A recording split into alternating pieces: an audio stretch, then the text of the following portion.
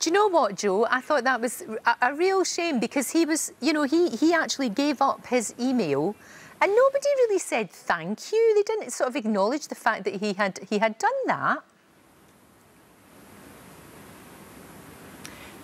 To be honest, I don't think that's why he did it, but that's typical Iain, to put the others first and not really care about his own feelings or what he wants. Yeah, and how do you think he's doing? What's it like? Because you know him, of course, he's your brother and you love him dearly. How do you think he's doing out there? I've known him all his life, Lorraine, and it's really hard to see him. He's had his ups and downs, but I think he's just being Iain, really, and I'm so proud of him, and I'm just hope he has more fun in there, really. Yeah, I know, I would like to see him having more fun. I don't like the fact that sometimes he's kind of like the outsider. I think part of that is because he came in a little bit later, and that inevitably is going to happen because they've all sort of bonded. And then that trial that he did, I thought that was that's one of the toughest trials I've ever seen.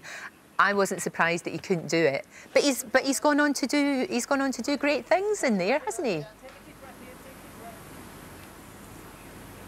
He really has, and I think he comes into his own when he does things like the dingo dollars, bingo, dingo, dingo, bingo thing, where he gets to have fun and be a bit more playful, and that's more him. But he has a genuine terror of heights, and he did the Space Your Fears challenge, and I'm just so proud of him. If he does nothing else in there, he did that, and that's an amazing achievement for him. No, absolutely, and he has been very, very open about the fact that he has had mental health problems. He's been very open about that, and again, you must be very proud of him for being able to talk about that.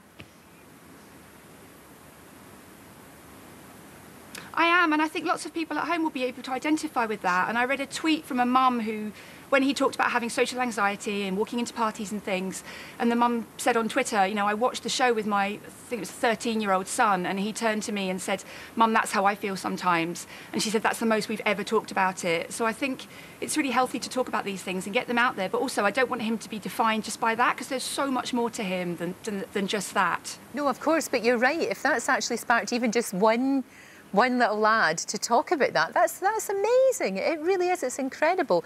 Who do you think he's getting on well with in there? Who do you think are his pals? Well, obviously, he was good friends with Shappy and Kez. And I think him and Stanley probably will get on and have some good chats, because they love wordplay and puns and silly jokes and that kind of thing. So I'd like to see a bit more of those two together. Yeah, that would be good fun. I can see that happening. As it gets smaller and smaller, I think that's when it gets more interesting. You know, they all start sort of making new relationships and talking to one another, which is really good. But he's a really genuinely nice bloke. I mean, when all that silliness was going on about the strawberries, he could have come back and said, that Amir made me do this, or, you know, I mean, and he didn't. He kept his counsel. He didn't say anything, and I think that was admirable.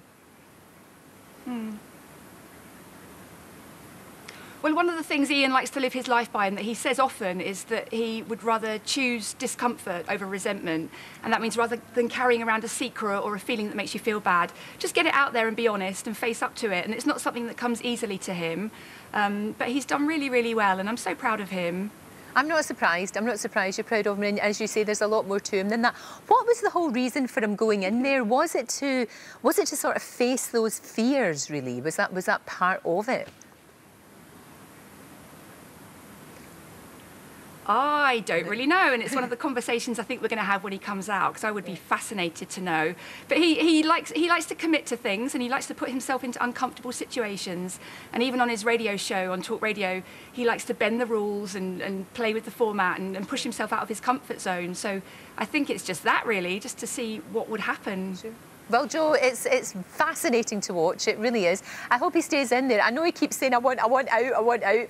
But by saying that, you know what it's like. The British public will keep voting him in, and I hope they do. Joe, thanks for joining us from Australia. Thank you so much. Thank you very much indeed. Great to see you. Oh, thank you, Lorraine. Bye-bye. Cheers, love. Thank you.